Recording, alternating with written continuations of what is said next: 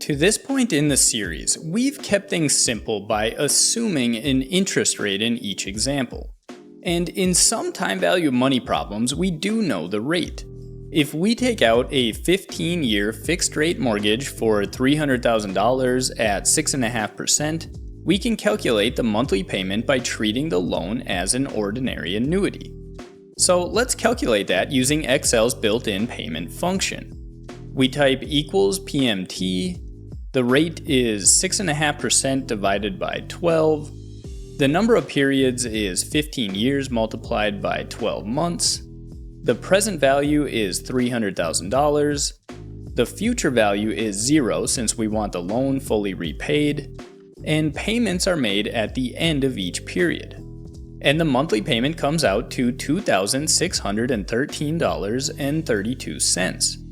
Over the life of the loan, we'll pay $470,397.98 in total, of which $300,000 is principal and $170,397.98 is interest. But many time value of money problems instead require us to estimate the interest rate ourselves. In corporate finance and even in accounting, we often need to determine the appropriate discount rate before we can run any financial analysis. And even in the case of a fixed-rate loan, at some point the bank had to decide what return it required in order to lend us the money. So let's take a step back and ask, what exactly do interest rates represent? We touched on this earlier in the series when we discussed why a dollar today is more valuable than a dollar in the future. At a high level, interest rates reflect risk and opportunity cost. If we lend money or invest it somewhere, we need to be compensated for both the risk we're taking and the fact that we cannot use that money elsewhere. So suppose we lend $100,000 to customer A. There's a risk they may not repay us, and we require compensation for that risk. At the same time, for the duration of the loan, we can't use that $100,000 to invest in our own operations, lend to someone else, or place it in a low-risk alternative like a Treasury security. That foregone alternative is opportunity cost, and it's built into the rate we charge. Now, when we zoom in a bit, things become more complex. In the business world, both the price of risk and the price of opportunity cost are set every day by market forces. For instance, the price of risk depends on many factors, one of which is the return on risk-free assets. A widely used example of a nearly risk-free asset is U.S. Treasuries, since they're backed by the full faith and credit of the United States government.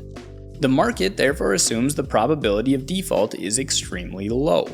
And as I record this, the annualized yield on a 52-week Treasury bill is 3.7%. That rate effectively sets a floor.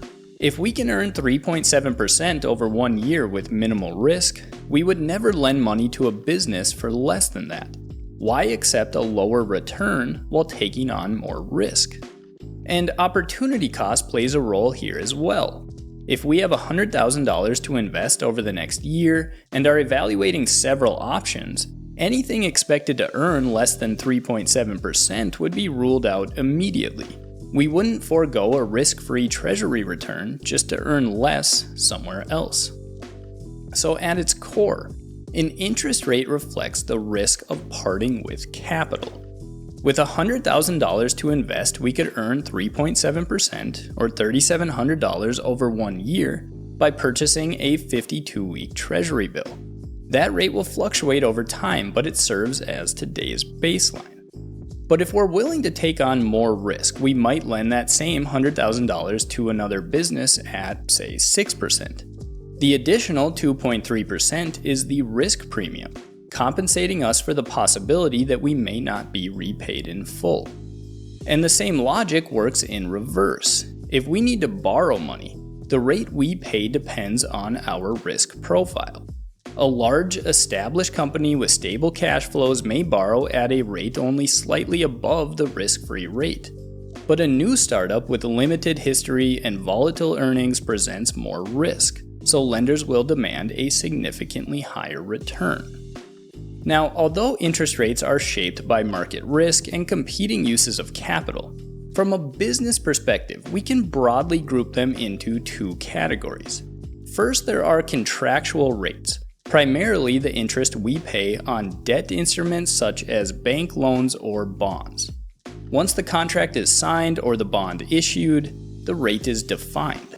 There are exceptions such as variable rate debt, but the key point is that these rates are contractually determined.